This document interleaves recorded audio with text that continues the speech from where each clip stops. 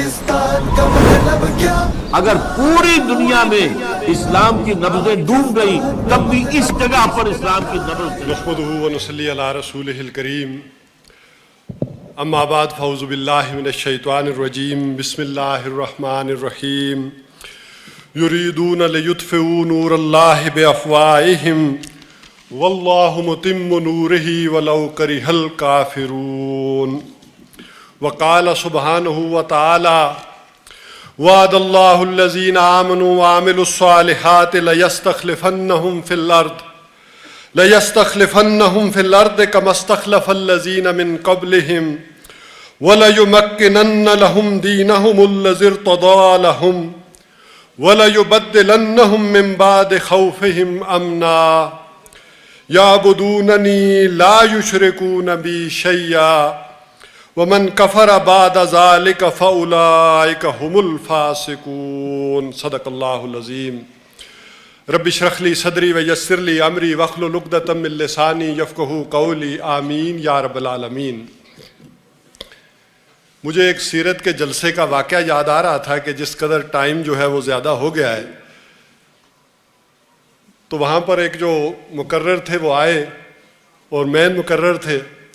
تو انہوں نے آ کر جو ہے وہ اس پر گفتگو جو کا آغاز کیا، تو انہوں نے کہا کہ میں اس ساری بات کو ایک ہی بات میں سمیٹ کر چلا جاتا ہوں، اور انہوں نے پیر میر علی شاہ صاحب کا وہ شعر پڑھا کہ کتھے میر علی تے کتھے تیری ثنا، گستاخ اکھیاں کتھے جا لڑیاں، اور انہوں نے سیرت کا وہ جلسہ وائنڈ اپ کیا اور چلے گئے۔ لیکن میں نے اس کی اجازت مانگی تو انتظامیہ نے دی نہیں، لہذا مجبوراً آپ کی سمع خراشی کرنی پڑے گی۔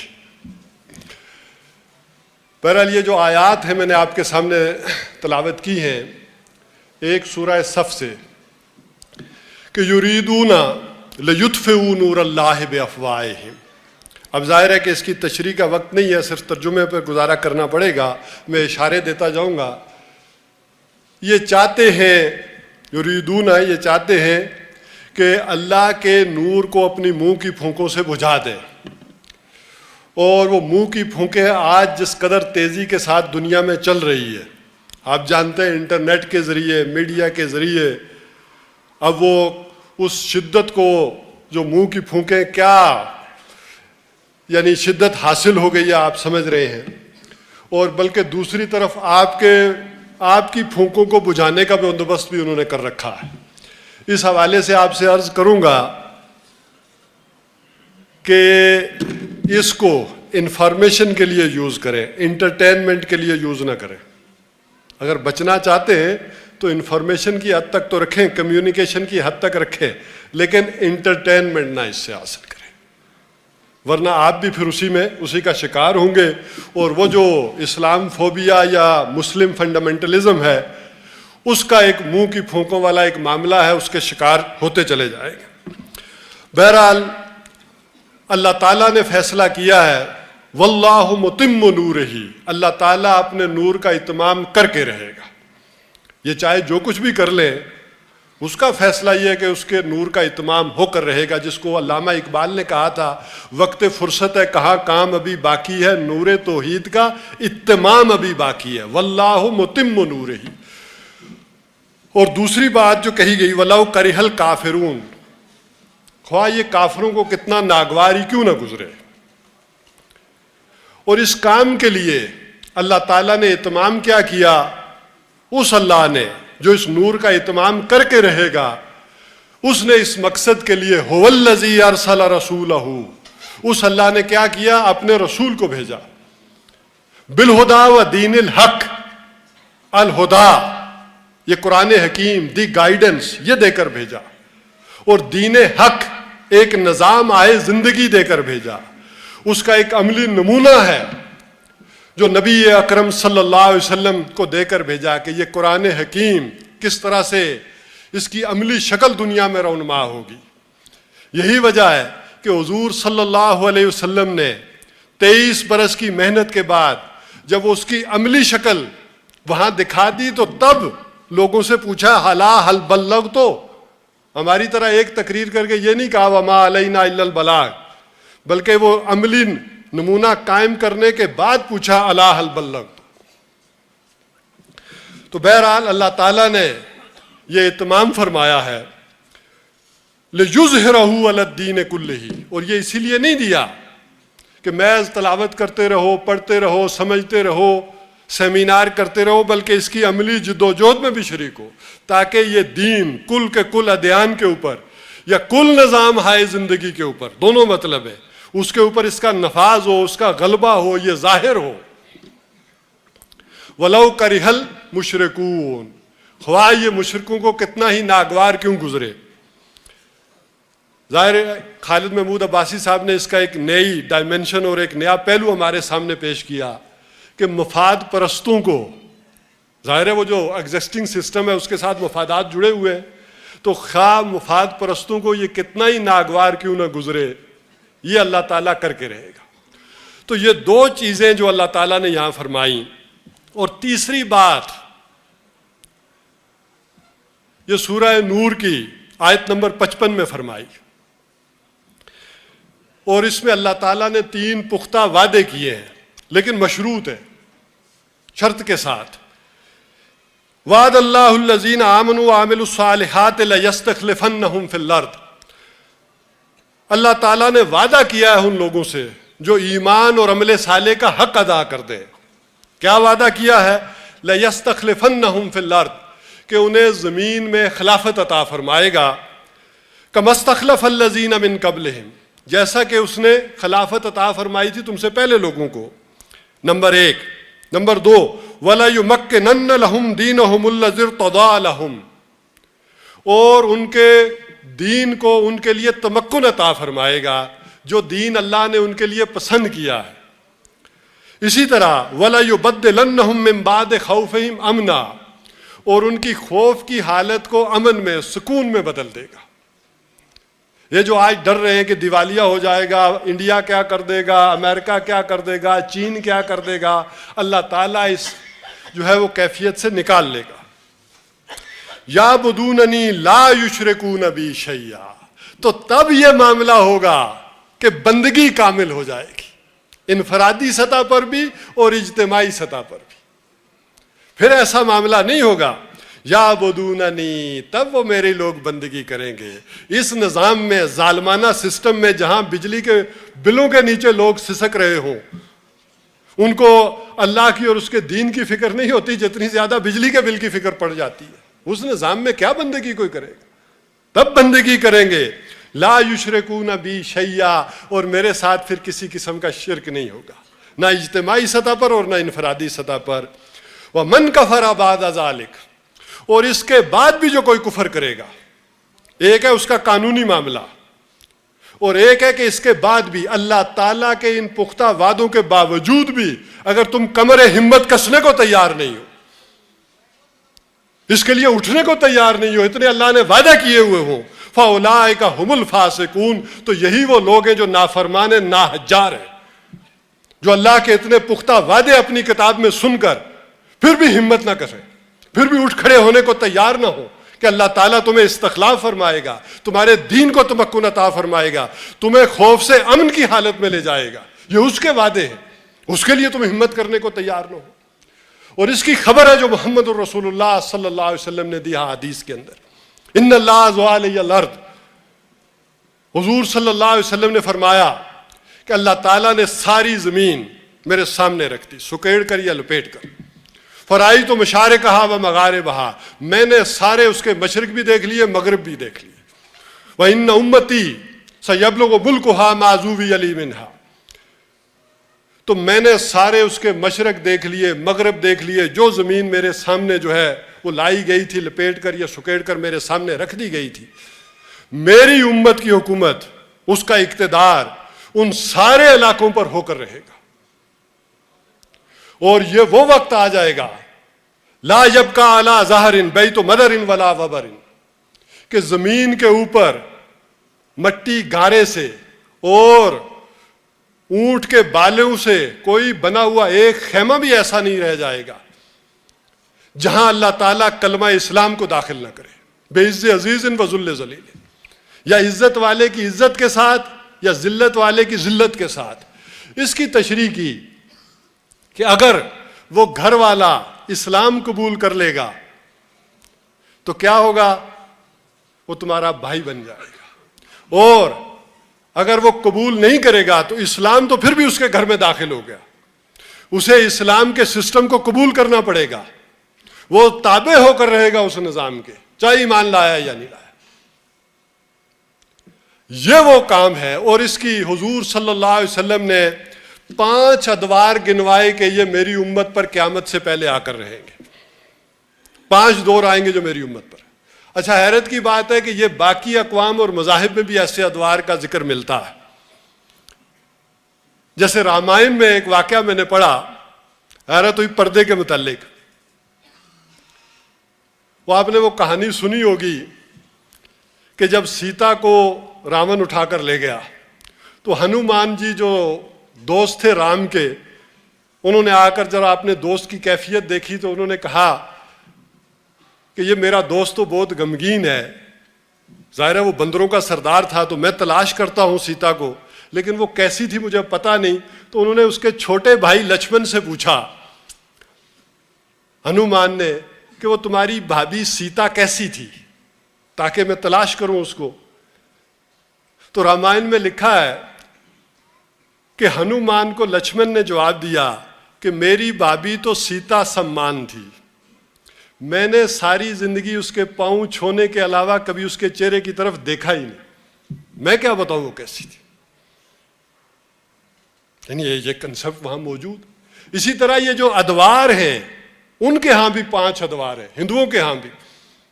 ایک ان کا ہے ستیوگ یا ستیگ، جو سچا دور ہے جو آئے گا، اور اس موجودہ دور جو گزر رہا ہے اس کو وہ کہتے ہیں کلیوگ یا کلیوگ۔ اور اس کے ساری وہ انہوں نے دیکھا ہے کہ کلیوگ میں کیا کیا ہوگا۔ کلیوگ کے علامات یہ ہیں، زمین جو ہے وہ مہنگی ہو جائے گی اور انسان سستا ہو جائے گا۔ تو یہ اسی طرح حضور صلی اللہ علیہ وسلم نے، ظاہر ہے ان کو بھی کسی نبی نے یہ خبریں دی ہوں گی، کوئی بتایا ہوگا، تو حضور صلی اللہ علیہ وسلم نے بھی اس امت کے لیے 5 ادوار کی خوشخبری سنائی۔ تکون النبوۃ فیکم ما شاء اللہ ان تکون، حضور صلی اللہ علیہ وسلم نے فرمایا، وقت کی کمی کے باعث میں حوالہ جات نہیں دے رہا، وہ ہو سکتا ہے کہ آپ کو بکلیٹ بھی مل جائے یا یہاں اسکرین پر حوالہ جات شاید لکھے ہوئے آ جائے، وہ اگر آپ یہ 4 ورقہ جو ہے یہ یہاں ڈسپلے بھی ہو جائے تو آ جائے گا، وقت بچ جائے گا۔ حضور نے فرمایا کہ تم میں نبوت رہے گی جب تک اللہ تعالیٰ چاہے گا، ثم یرفع اللہ اذا شاء ان یرفعہا، اور جب اللہ تعالیٰ چاہے گا تو اس کو بھی اٹھا لے گا، نبوت بھی دنیا سے چلی جائے گی۔ ثم تکون خلافۃ علی منہاج النبوہ، پھر تم میں نبوت کے طرز پر خلافت، نبوت کے منہاج کے اوپر خلافت آئے گی۔ فتکون ما شاء اللہ ان تکون، اور خلافت کا زمانہ بھی رہے گا جب تک اللہ تعالیٰ چاہے گا۔ ثم یرفعہا اذا شاء ان یرفعہا، پھر جب اللہ تعالیٰ چاہے گا تو اس کو بھی اٹھا لے گا، یعنی خلافت بھی ختم ہو جائے گی۔ ثم تکون ملکن عادن، پھر تم پر کٹ کھنی ملوکیت آ جائے گی، بادشاہ ہوں گے، ظالم ہوں گے، جابر ہوں گے، لیکن ہوں گے مسلمان۔ ٹھیک ہے، یزید کا دور بھی آئے گا، لیکن دنیا میں کسی کو جرت ہے کہ یزید کو ڈکٹیٹ کرے؟ کوئی سپر پاور تھی جو اسے بتاتی کہ یہ کرو اور یہ نہ کرو، IMF آؤ اور یا نہ جاؤ؟ بادشاہ ہوں گے، بنو عباس کے ہوں گے، بنو امیہ کے ہوں، لیکن دنیا میں انہیں کوئی ڈکٹیٹ نہیں کر سکے گا۔ ظالم ہوں گے، جابر ہوں گے، لیکن ہوں گے تمہیں میں سے، مسلمانوں میں سے۔ پھر اللہ تعالیٰ جب چاہے گا، فتکون ما شاء اللہ ان تکون، یہ رہے گا معاملہ۔ ثم یرفعہا، پھر اللہ تعالیٰ اسے بھی اٹھا دے گا، اذا شاء ان یرفعہا، جب چاہے گا اس کو اٹھانا، یہ معاملہ بھی ختم ہو جائے گا۔ پھر فرمایا ثم تکون ملکن جبریا، پھر تم پر زبردستی کی حکمرانی آئے گی۔ زبردستی کی حکمرانی کے بھی 2 فیز ہیں۔ کون سے؟ ایک ہے کہ تم میں کوئی حکمران ہی نہیں رہے گا۔ یہ جو تاریخ میں نے آپ کے سامنے بیان کی تھی کہ آج سے تقریباً 100 برس پہلے اگر ہم دیکھیں تو اس کے بعد وہ زمانہ آیا ہے کہ کہیں دنیا میں مسلمان حکمران بھی نہیں تھے، سب غیروں کے غلام۔ تو یہ معاملہ بھی ہو کر رہے گا۔ اب اگرچہ غیروں کی غلامی سے تو نکلے ہیں، لیکن ابھی تک ان کی غلامی سے نہیں نکلے. براہ راست تو ہوا ہے لیکن ابھی تک ان کے معاشی شکنجوں میں اور دوسرے شکنجوں میں جکڑے ہوئے. تو یہ دور بھی آ کر رہے گا. ویسے ہندی میں نے دیکھا کہ انہوں نے ادوار کو بھی ضرب دی ہوئی تھی کہ یہ دور فلانے دور سے زیادہ لمبا ہوگا, یہ دور اس سے زیادہ لمبا ہوگا, یہ دور اس سے زیادہ لمبا ہوگا. یہ بھی ایک تقویم ہے. تو یہ دور بھی جب اللہ تعالیٰ چاہے گا تو اللہ کرے گا تو یہ بھی گزر جائے گا. یہ زبردستی کا دور بھی گزر جائے گا. اور ہم اس وقت اسی دور میں زندہ رہ رہے ہیں. یہ آپ کے سامنے عرض کرنا تھا. ہم اس دور میں زندہ رہ رہے ہیں کہ وہ زبردستی کا دور ختم ہو رہا ہے اور ہم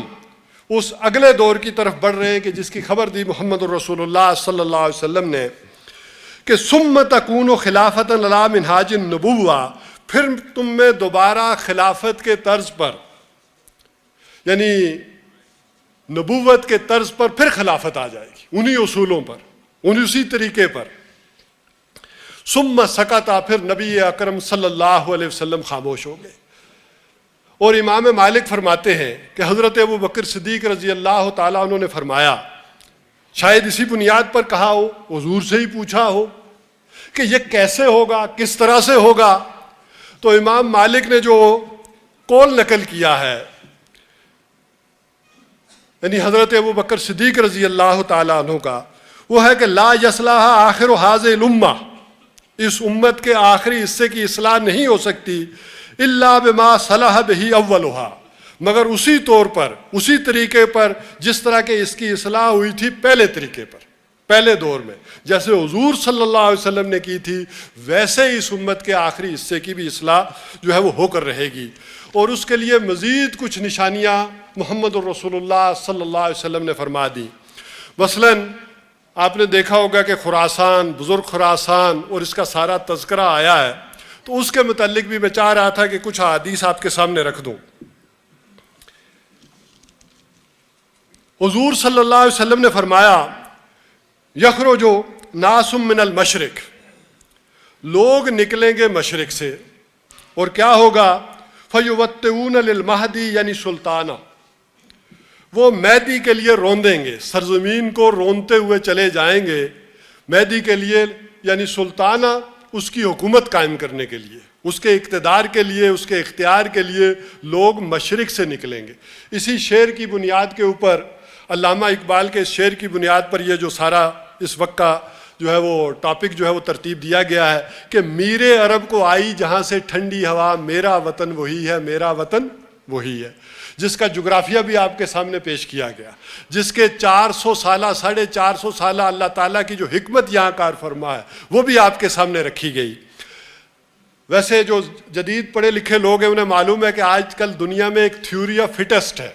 جو دنیا میں پیش کی گئی کہ نیچر کو جس چیز کی ضرورت ہوتی ہے اللہ تعالیٰ وہ باقی رکھتا ہے, باقیوں کو چیزوں کو مٹا دیتا ہے. لہٰذا یہ معلوم کرنے کی کوشش کرو کہ نیچر کو آئندہ کس چیز کی ضرورت ہے, کیا ہونے والا ہے, وہ باقی رہیں گے, باقی ختم ہو جائیں گے. اس حوالے سے بھی ذرا جان لیں. دیکھیے یہ جو ساری تاریخ بھی میں نے آپ کے سامنے رکھی تھی, اللہ تعالیٰ کو نہیں منظور تھا تو 1857 کی جنگ آزادی بھی ناکام ہو گئی. اللہ کو نہیں منظور تھا تو اس کے بعد تحریک شہیدین بھی ناکام ہو گئی, شیخ الہند بھی ناکام ہو گئے, نہیں منظور تھا اس کو. اب اللہ تعالیٰ کا اگر فیصلہ ہے کہ آخری دور میں اس کا دین غالب ہو کر رہے گا, تو یہ اگر آپ کو سمجھ ہے, اللہ تعالیٰ کی اس حکمت کو سمجھتے ہیں, تو پھر اس میں دیر نہیں لگانی چاہیے کہ اس میں اپنا حصہ ڈالیں, چاہے ہم تھوڑے ہی کیوں نہ ہوں. اس چڑیا کی طرح کہ جس سے یہ کہا گیا تھا ارے بیوقوف چڑیا, یہ جو آلاؤ انہوں نے ابراہیم کے لیے جلایا ہے, تمہارے چونچ بھر بھر کر جو پانی لا رہی ہو, اس سے یہ بجھنے والا ہے. اس نے کہا نہیں, میں اس لیے یہ پانی ڈال رہی ہوں اپنی چونچ میں لا کر اس میں کہ قیامت کے دن جب شمار ہو تو میرا نام ابراہیم کی آگ بھڑکانے والوں میں نہ ہو بلکہ بجھانے والوں میں. تو ہمیں سوچنا ہوگا کہ ہمارا شمار پھر کس میں ہونا چاہیے. اللہ تعالیٰ کی یہ حکمت اگر آپ کے سامنے ہو. پھر فرمایا یخرج من خراسان رایات سود, خراسان سے سیاہ جھنڈے نکلیں گے, فلا یردوہا یعنی پھر انہیں کوئی شے لوٹا نہیں سکے گی, شیئن حتی तुनसब अब एलिया, यहाँ तक कि वो नसब हो जाएंगे वो स्याह झंडे जाकर एलिया में, एलिया कहते थे उस जमाने में बैतुल मकदस को, यानी यहाँ से वो स्याह झंडे निकलेंगे जो जाकर बैतुल मकदस में नसब होंगे, रास्ते में उन्हें को रोक न सकेगा। इसी तरह फरमाया, खासकर जो हम पढ़ रहे थे पिछले दिनों से, इसाबतान मिन उम्मती, मेरी उम्मत के दो ग्रोह ऐसे हैं, दो ग्रोह मेरी उम्मत में ऐसे होंगे, अख़ज़रहुमुल्लाहु मिनन नार, अल्लाह ताला जो है वो आग को उनसे दूर कर देगा, अल्लाह ताला उन दो ग्रोहों को आग से बचा लेगा। इसाबतुन तग़ज़ुल हिंद, एक वो लोग होंगे कि जो ग़ज़वा हिंद में शरीक होंगे, ग़ज़वा हिंद में जहाद करेंगे, यानी ग़ज़वा से मुराद वो जहाद, यानी हिंद के लिए जहाद करेंगे हिंदुस्तान में। व इसाबतुन, और एक ग्रोह उनमें से वो होगा, उन दोनों में से, तकूनो मा ईसा इब्न मरियम,